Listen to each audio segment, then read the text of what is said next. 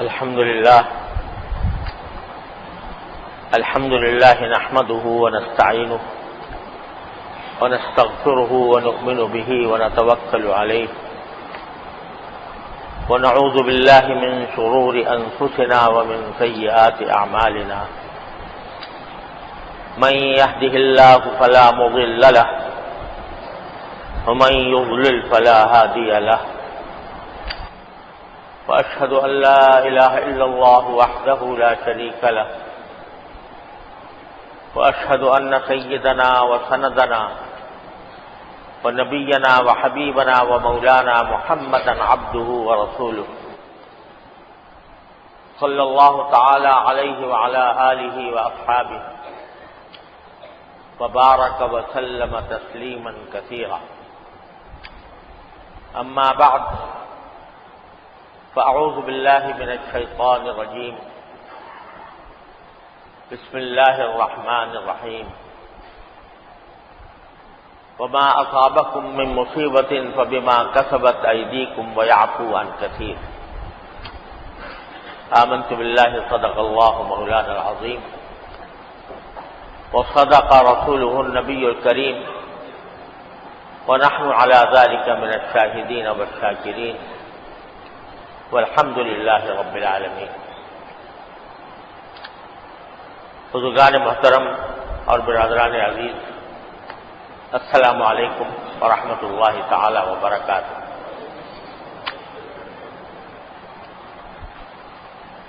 آج کل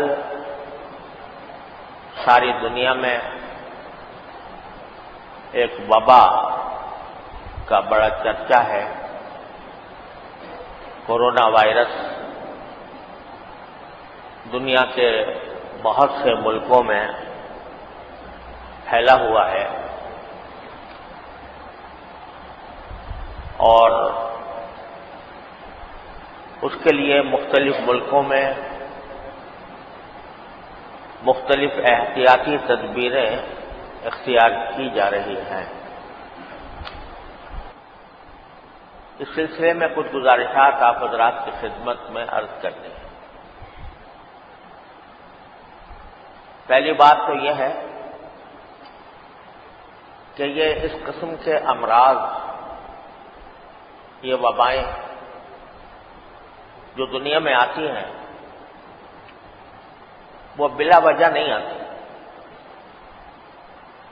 اللہ تبارک و تعالی کی مشیت کے بغیر اس کائنات میں کوئی پتا نہیں ہل سکتا.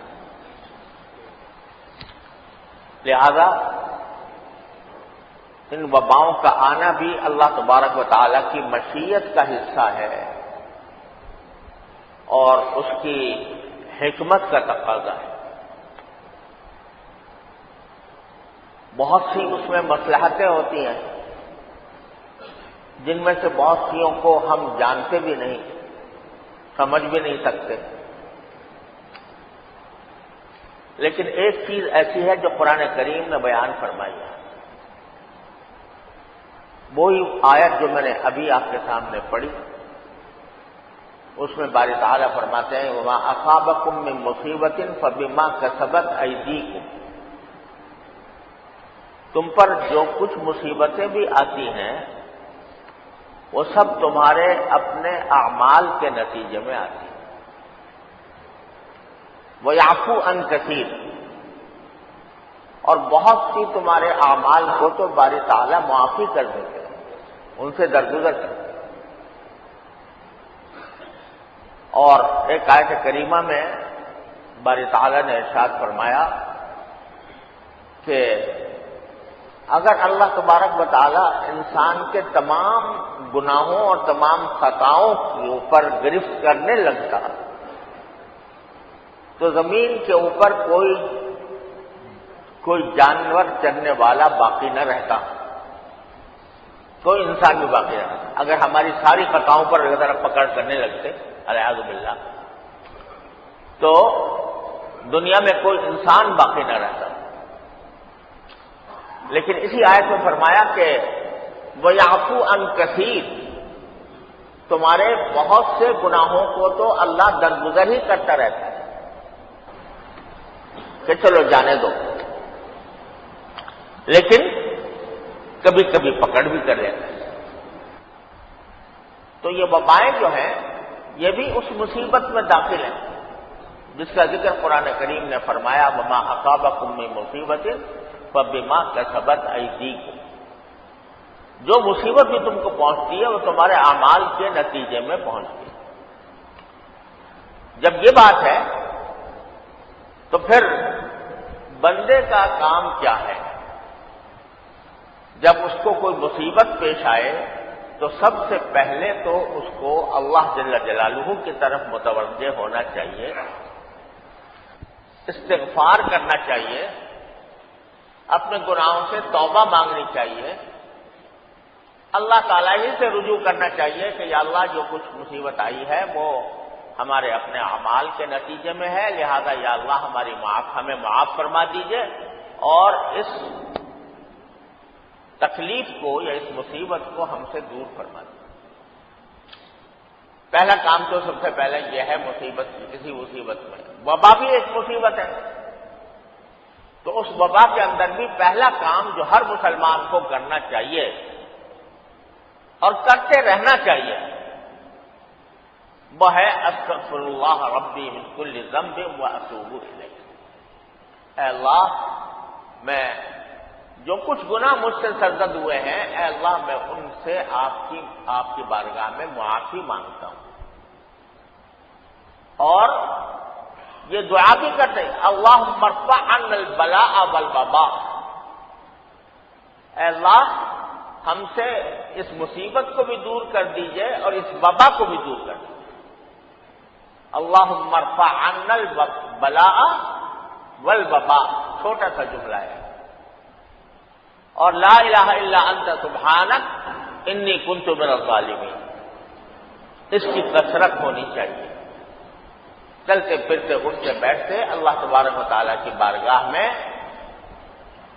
یہ استغفار استغفر اللہ ربی من کل ذنب واتوب الیہ اور لا الہ الا انت سبحانک انی کنت من الظالمین اور اللہم ارفع عنا البلاء والوباء، اللہم ارفع یا اللہم ارفع عنا البلاء والوباء، اے اللہ ہم سے اس وبا کو اور اس مصیبت کو اٹھا لیجیے۔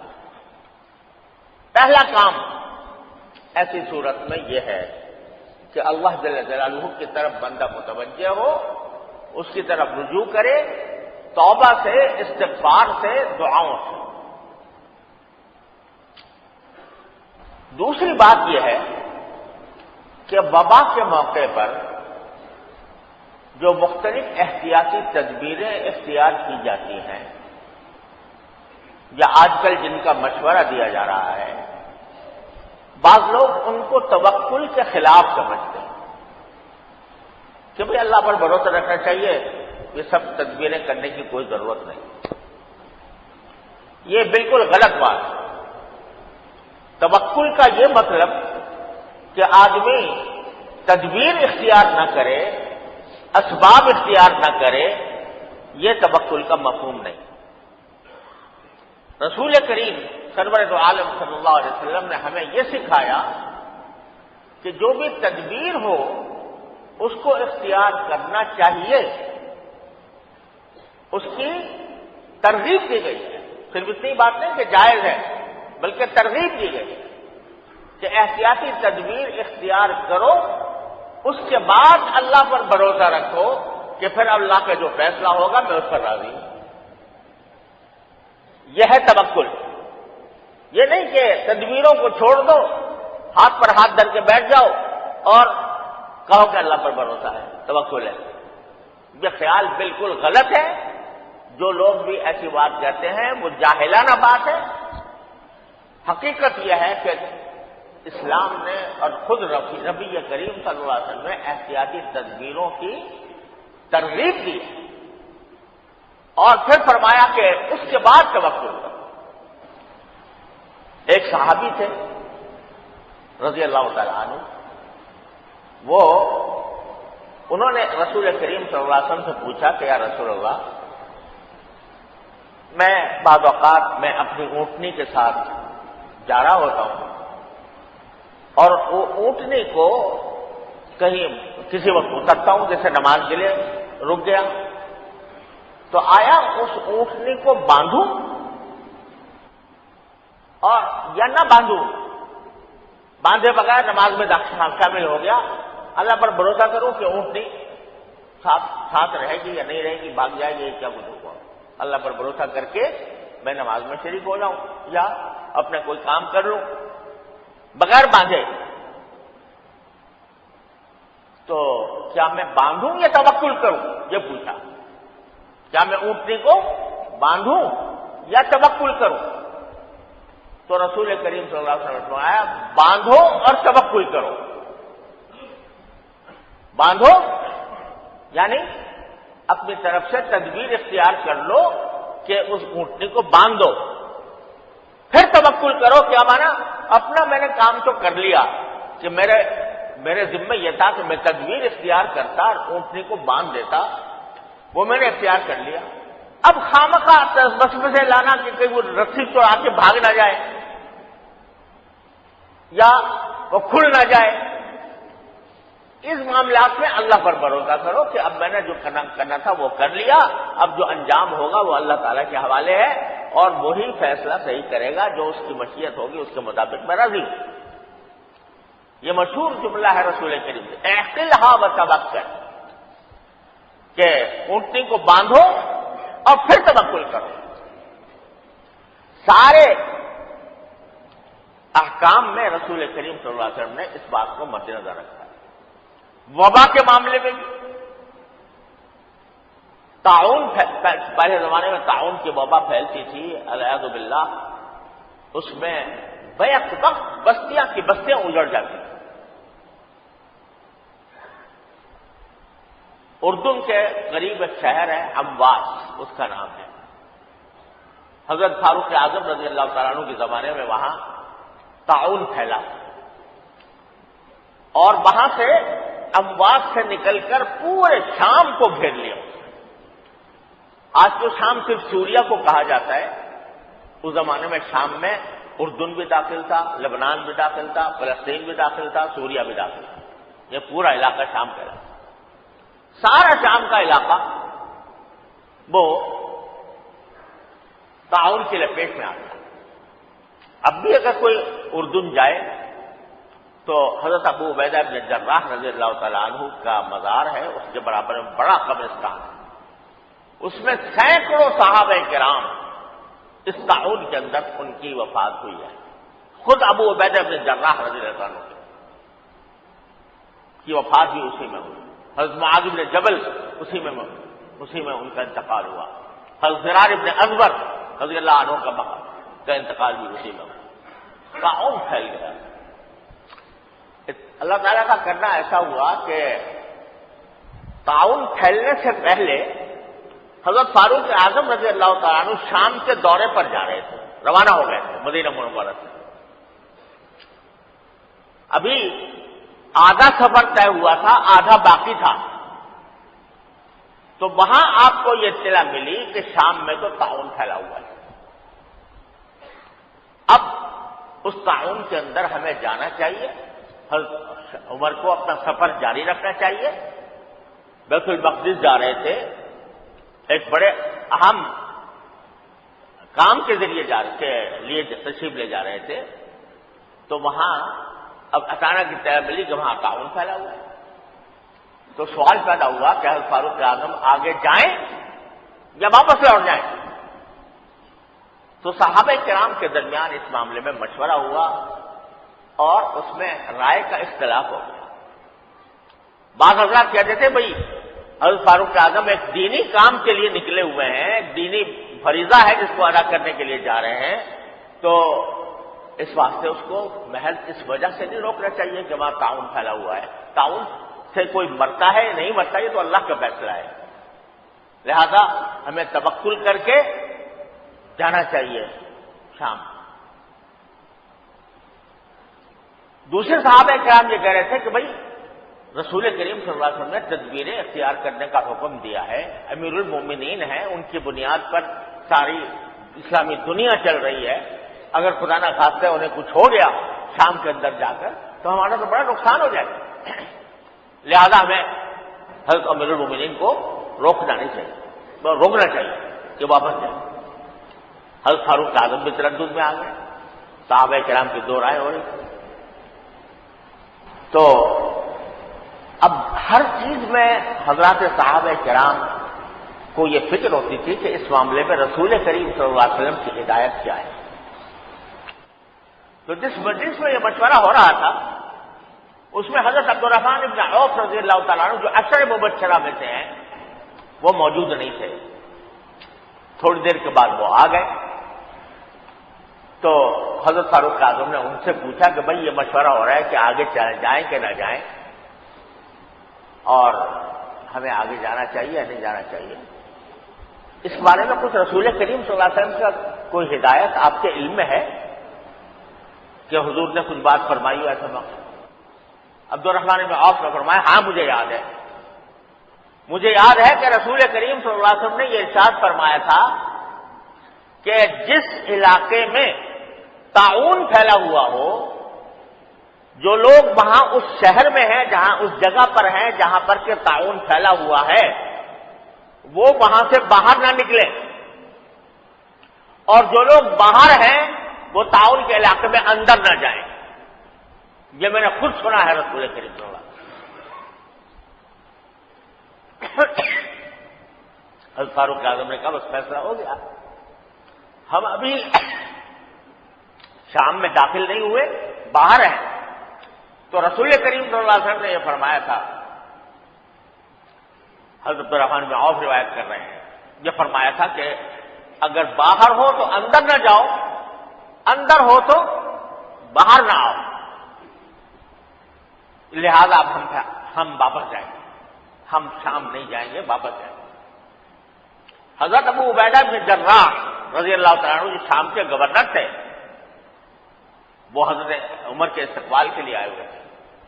انہوں نے فاروق اعظم سے کہا کہ یا امیر المومنین هل تفر من قدر اللہ، کیا آپ اللہ کی تقدیر سے بھاگنا چاہتے ہیں؟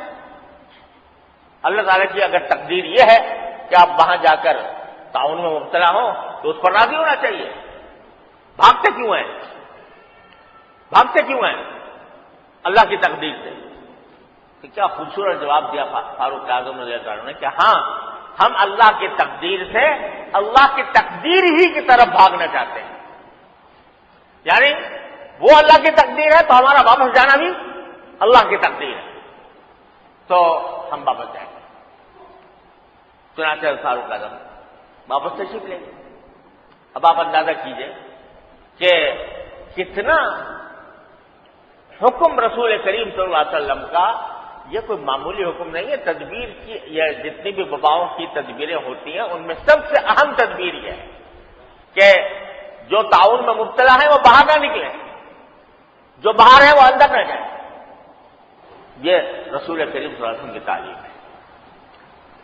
اور عجیب بات یہ ہے کہ رسول کریم صلی اللہ علیہ وسلم نے طاعون میں مرنے کی فضیلت بہت بیان کرتا ہے. کوئی اگر کسی کو طاعون کی گٹھلی نکل آئے اور اسی میں اس کا انتقال ہو جائے تو اس کو شہید قرار دیا، بڑی فضیلت بیان کی. لیکن بچنے کی تدبیر بھی ہے کہ بھائی تم خود سے اختیار نہ کرو، کوئی ایسا کام نہ کرو کہ جو تمہیں اس وبا کے اندر مبتلا کر دے. ایک بات مرتبہ لوگوں میں یہ غلط فہمی ہے کہ اسلام جو ہے بیماری لگنے کا قائل نہیں ہے. ایک سے بیماری دوسرے کو لگتی ہے، اس کا اسلام میں تصور نہیں ہے. یا اسلام اس بات کا انکار کرتا ہے کہ ایک آدمی کی بیماری دوسرے کو لگتی ہے. یہ خیال بالکل غلط ہے. اسلام جو جاہلیت کے زمانے میں ایک عقیدہ تھا، عقیدہ یہ تھا کہ بیماری لازماً لگے گی. ایک آدمی اگر بیمار ہوا تو اس کی بیماری لازماً دوسرے کو لگے گی، ہر حالت میں لگے گی۔ اس کی آپ نے تردید فرمائی کہ یہ کوئی ضروری نہیں ہے کہ ایک آدمی کی بیماری ضرور دوسرے کو لگے، لیکن لگ سکتی ہے، اس کی نفی نہیں فرمائی، بلکہ ایک حدیث میں فرمایا فر من المجذوم فرارک من الاسد، اگر کسی شخص کو کوڑ کی بیماری ہو گئی ہو تو تم اس طرح بھاگو اس سے جیسے کہ شیر سے بھاگتے ہو۔ تدبیر بتائیے کہ اس کے قریب نہ جاؤ، کیونکہ احتمال ہے کہ اس کی بیماری ہمیں لگ جائے گی۔ یہ جو لوگوں میں مشہور ہے کہ بیماری لگنے کو حضور اقدس صلی اللہ علیہ وسلم نے اس کا انکار کیا ہے، یہ بات صحیح نہیں ہے۔ ہاں یہ بات صحیح ہے کہ یہ کہنا کہ ضرور لگے گی ایک کی بیماری دوسرے کو، یہ ہے منع، جس کی تدبیر لا عدوہ، جس کو قرآن حدیث میں رسول کریم صلی اللہ علیہ وسلم فرمایا، اس کے معنی یہ ہے۔ لیکن اسباب کے درجے میں بھئی ایک کے جراثیم دوسرے کے جراثیم میں منتقل ہو جائیں تو اس کی نہ شریعت نے کوئی نفی کی ہے، نہ رسول کریم صلی اللہ علیہ وسلم نے نفی کی، بلکہ یہ تدبیر بتائی کہ وبا سے بچنے کی تدبیر یہ ہے کہ وہاں اس علاقے میں مت جاؤ۔ اس ساری صورتحال سے یہ بات معلوم ہوئی کہ یہ سمجھنا کہ وبا کے انسداد کے لیے یا وبا سے بچنے کے لیے کوئی تدبیر اختیار کرنا یہ توکل کے خلاف ہے، یہ بالکل جاہلانہ بات ہے، اس کا کوئی تعلق شریعت سے نہیں۔ تدبیریں اختیار کرنے کی تاکید فرمائی گئی، اپنی طرف سے تدبیریں اختیار کرو، پھر اگر آ جائے تو اللہ کی مشیت ہے، راضی رہو اس کو، لیکن تدبیریں جو کچھ بھی ہیں وہ اختیار کرنے میں کوئی مذائقہ نہیں۔ آج کل بھی اس وبا سے بچنے کی مختلف تدبیریں بیان کی جا رہی ہیں، ان میں سے جتنی جائز تدبیریں ہیں ان پر عمل کرنا چاہیے، اور انسداد کا جو راستے ہیں وہ اختیار کرنے چاہیے۔ مثلا یہ کہا جا رہا ہے کہ بھئی ہر تھوڑی دیر کے بعد پانی ضرور پینا چاہیے تاکہ اس سے بچے آدمی۔ اسی طرح اگر یہ کہا جا رہا ہے کہ بھئی کوئی اگر اندیشہ ہو کہ زیادہ پھیل گئی ہے تو وہ ہاتھ ایک دوسرے سے ملانے سے پرہیز کرو، تو کوئی حرج نہیں، پرہیز کرنا چاہیے۔ ایسے مواقع پر یہ یاد رکھیے، ایسے مواقع پر اگر حکومت کی طرف سے کوئی پابندی عائد کی جاتی ہے کہ بھائی تم مصافحہ نہ کرنا، مصافحہ حرام ہو جائے گا، کیونکہ اگر ولی الامر کی طرف سے کوئی حکم ایسا دیا جائے جو شریعت کے خلاف نہ ہو تو اس کی اطاعت واجب ہے، فرض ہے انسانوں کو، تو یہ تدبیریں اختیار کرنی چاہیے۔ یہ کہا جا رہا ہے کہ خاص طور پر جو اجتماعات ہوتے ہیں، بڑے اجتماعات، ان میں اندیشہ زیادہ ہوتا ہے، لہذا حتی الامکان بڑے اجتماعات سے بچیں، تو بچیں یا بہت مختصر کریں۔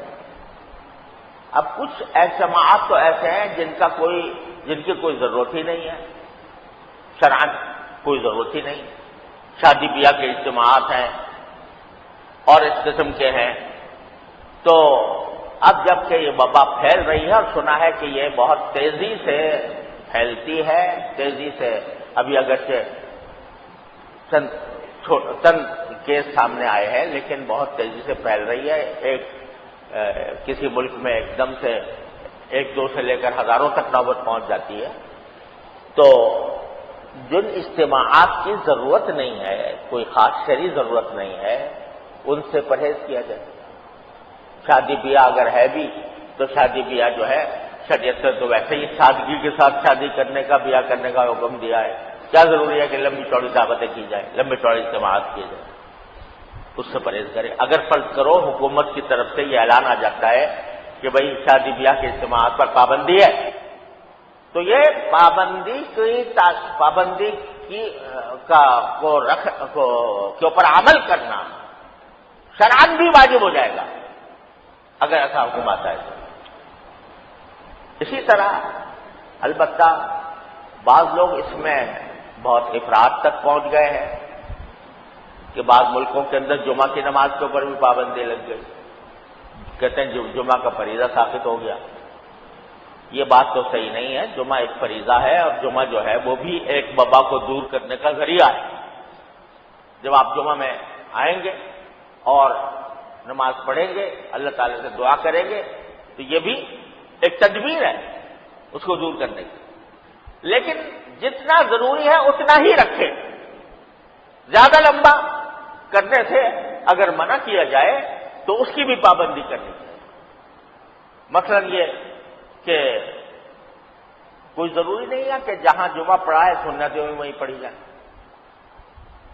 سنتیں گھر سے پڑھ کے آئیں اور نماز کے بعد اپنے گھر میں جا کے سنت پڑھیں، وضو گھر سے کر کے آئیں، وضو کے اوپر مجمع نہ ہو، وضو گھر سے کر کے آئیں، اور جو خاص طور سے بیت الخلا وغیرہ ہوتے ہیں ان سب سے کہیں اپنے گھر میں فارغ ہو کر آئیں تاکہ یہاں پر اجتماع زیادہ نہ ہو۔ اور پھر نماز کو اور خطبے کو اگر مختصر کر دیا جائے تو بھی کوئی حرج نہیں ہے۔ اگر یہ کہا جاتا ہے تدبیر کے طور پر، مجھے نہیں معلوم، لیکن اگر کہا جاتا ہے تو اس پر عمل کرنا چاہیے۔